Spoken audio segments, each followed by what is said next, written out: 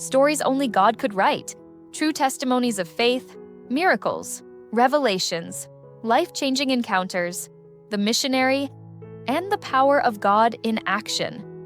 Get ready to be moved, to be inspired, and to renew your hope and your faith. Have you ever wondered why some people who love God still suffer from pain that doctors just can't fix? Pain that moves all over the body, draining all your strength? That's the mystery we are diving into today. Our story takes place in the peaceful, beautiful town of Boise, Idaho, where the mountains meet the river and life should be easy and calm. But for Eleanor Hayes, who everyone called Ellie, life was a constant, exhausting battle. Ellie is 75 years old, a sweet lady with kind eyes, but her entire body was a map of constant, deep pain. This was fibromyalgia. It wasn't just a bad back or a sore knee. It was a constant, widespread ache in her muscles, bones, and even her skin. It felt like she had the flu every single day, mixed with the bone-deep tiredness that made simply walking to the mailbox feel like running a marathon. She couldn't sleep well. The pain made her short-tempered and, honestly, a little lonely. She used to love sitting by the Boise River, watching the geese, but now, the walk was too much, and the pain stole all her joy. Ellie had tried everything. Every pill, every special diet, every doctor in Boise. Nothing worked. The fibromyalgia had become her entire life. It had also built a wall between her and her loving husband, George. George tried to help her, but sometimes, when the pain was at its worst, Ellie would snap at him or push him away. The truth is, Ellie had been pushing away kindness for a long time. Years ago, a big family problem about a piece of land and some money caused a deep, sad break with her younger cousin, Daniel. Ellie felt she was right, and she held on to her hurt like a stubborn shield. One sunny afternoon, Ellie was sitting alone on a wooden bench near the famous Boise Greenbelt, utterly drained. That's when Sister Anna walked by. Anna is 35, a kind missionary staying with a family nearby. She wears a simple, modest red shirt and a delicate white lace veil covering her dark, short hair. Anna didn't see an old, grumpy woman. She saw a soul suffering. Anna stopped and spoke softly. "Ma'am," she said, "I see you are in deep pain. I believe God sent me to you today. Would you allow me to pray for your body?" Ellie was tired, too tired to argue. "Oh, honey," she sighed. "Go ahead. You're welcome to try. But I've had every prayer said over me." Anna knelt right there on the path, took Ellie's hand gently, and began to pray. Her prayer was simple and full of absolute confidence. She spoke to the pain of fibromyalgia and commanded it to leave Ellie's body in Jesus' name. As Anna prayed, the most unbelievable thing happened. Ellie felt a rush of heat, like sunshine flooding her muscles. The cold, heavy ache that had lived inside her for years started to melt away, pulling back from her legs, her back, and her arms. "It's working," Ellie thought, her heart swelling with powerful, beautiful hope. She felt light, truly light, for the first time in a decade. But then, just as the relief reached her neck and head, it stopped dead. It was like hitting a thick, cold wall. The pain didn't just stop leaving. It rushed back, hitting every single point on her body with renewed, terrible force. A deep, chilling fear, heavier than the pain, settled over her. She gasped, pulling her hand away from Anna's. The sudden, intense pain made her dizzy. Sister Anna stopped praying immediately. Her eyes, which had been peaceful and focused, opened, and they looked troubled. "Ellie," she said, using the lady's nickname for the first time. The healing power came. It was strong and complete. But something very old, something deep inside, actively stopped it. "This is not just fibromyalgia. This is a lock, Ellie. And the key is not in heaven. The key is here with you." Ellie was left shivering, alone in the sudden return of her intense, all-over pain, haunted by the thought, "What darkness do I carry that is strong enough to block God's amazing grace?" Sister Anna knew she couldn't just pray away the spiritual root of the problem. She came back to Ellie's house in Boise the next day and several days after that. The mission wasn't to heal Ellie's body first, but to heal her heart. Anna sat patiently, her red shirt a splash of comfort in Ellie's dim, pain-filled living room. Anna spoke in easy, simple words, like a good friend. "Ellie, fibromyalgia is pain everywhere, right? It affects everything. Your sleep, your temper, your walking. Sometimes that pain everywhere, is a sign that there is a root of bitterness or unforgiveness that is also everywhere in your life, touching every relationship. Ellie shook her head stubbornly. I'm not holding on to anything, dear. I'm just old and sick. The doctor said it's just my body. Anna gently pushed back. The healing tried to come, Ellie. It was pushed out by a lock.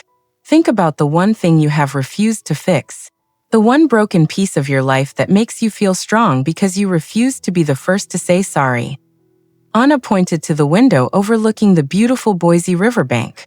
You are missing out on the beauty because of the pain, and that pain is guarding something you won't surrender. Ellie sat silent, her painful body stiff in the chair. Her thoughts drifted back, way back. The name Daniel kept coming to her mind. Daniel, her sweet younger cousin, the family farm in Meridian, and the terrible lie she told 50 years ago. It was a lie about Daniel mismanaging the farm deed. A small, selfish lie about money that ruined his reputation and caused him to lose the family farm. Ellie had told the lie to protect herself and George from some minor blame. She convinced herself that Daniel was weak and deserved it anyway. She hadn't thought about it clearly in years, but now, the memory was crystal clear and burning hot. The guilt over the years had settled into her body like a poison, spreading silently, just like the fibromyalgia pain. She realized that her own sin, the sin of spreading false pain through a lie and then refusing to confess or ask for forgiveness, was now mirroring itself as physical, widespread pain in her entire body. The curse, or the broken pattern, was about division, bitterness, and lies, and she was the one keeping it alive through her pride. Her physical condition had become the perfect excuse to avoid the difficult work of fixing the relationship. Ellie began to cry, but these were different tears. They were tears of shame and a terrible, aching regret. She realized that the lie had cost Daniel his inheritance and his peace. And now her own body was paying the price. She wanted to be healed more than anything, but she knew the pain was right. She couldn't be whole until she confessed. She finally saw the truth. The physical lock was there because her mouth and her heart were locked by pride. When Sister Anna returned late that afternoon, Ellie was a different person. Her body still hurt terribly, but her spirit had softened. Anna, Ellie whispered, her voice cracking. The lock is Daniel. It's an old lie, a wicked thing I did about the farm a long time ago. I ruined his life, and I never had the courage to tell the truth. Now my pain is so great, I can't even get out of this chair to fix it. My body is locked because my heart has been locked for 50 years. Anna smiled, a beautiful, knowing smile. God is so good, Ellie. You found the key. Now we must use it. The healing is waiting for the sound of forgiveness. We need to call Daniel. Ellie's hands started to shake, not from pain this time, but from pure raw fear. Making that call felt harder than any pain she had ever known. The moment had come. Ellie had to use her mouth, which had spoken the lie many years ago, to speak the truth now, despite the intense pain that made every breath a struggle. The only way to break the curse of widespread pain was through a single painful, humbling act. George, her dear husband, who still didn't know the whole story, watched her with worried eyes. Sister Anna, standing tall and quiet in her red shirt and white veil, handed Ellie the phone. You can do this, Ellie. God has already prepared Daniel's heart. Just speak the truth. Ellie took the phone, her hands trembling violently from the fibromyalgia and the fear. She asked George to dial the number for Daniel in Spokane, Washington. The phone rang 3 times. When Daniel's kind, slightly older voice answered, Ellie couldn't speak. She just sobbed. Daniel, it's Ellie. I need to tell you something. Something from 50 years ago. She spoke slowly, painfully, forcing every word past the wall of her pride and shame.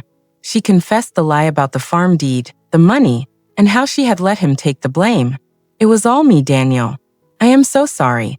Can you ever forgive me? There was a long silence on the line. Ellie waited, tense, feeling the crushing pain of her body, waiting for the anger or the refusal. But Daniel's voice came back, calm and full of grace. Ellie, I lost the farm and it hurt for a long time. But I found God years ago, and I forgave the person who lied. I knew it wasn't you, but I forgave whoever it was. Thank you for the honesty, cousin. Yes, of course, I forgive you. All of it. The second Daniel spoke those words, I forgive you. The spiritual lock shattered completely. A massive, warm, wonderful shock, far stronger than the first time, washed over Ellie's entire body. The chronic, all-over pain that defined her life, the deep muscle aches, the burning skin, the exhaustion, it vanished instantly. It didn't fade, it was gone. Her muscles relaxed, her breathing deepened, and the heavy feeling lifted completely. Ellie was healed. She wasn't just healed of fibromyalgia. She was free from the chains of guilt and pride. She dropped the phone and stood up. She stood straight and strong, without pain, something she hadn't done in years. She tested her muscles, moving her arms and legs with ease. Joy, pure, beautiful joy, flooded her soul. George stared at her, tears of utter amazement running down his face. "Ellie? My goodness. You're dancing." Ellie was laughing and crying at the same time. She rushed to George and hugged him tight. A real, strong, free hug, the first in years. Sister Anna smiled, confirming the miracle with a quiet nod. She watched the family reunion for a moment, then simply slipped out the door, her mission complete. She was just a woman in a red shirt and a white lace veil. But she brought the light that exposed the old darkness.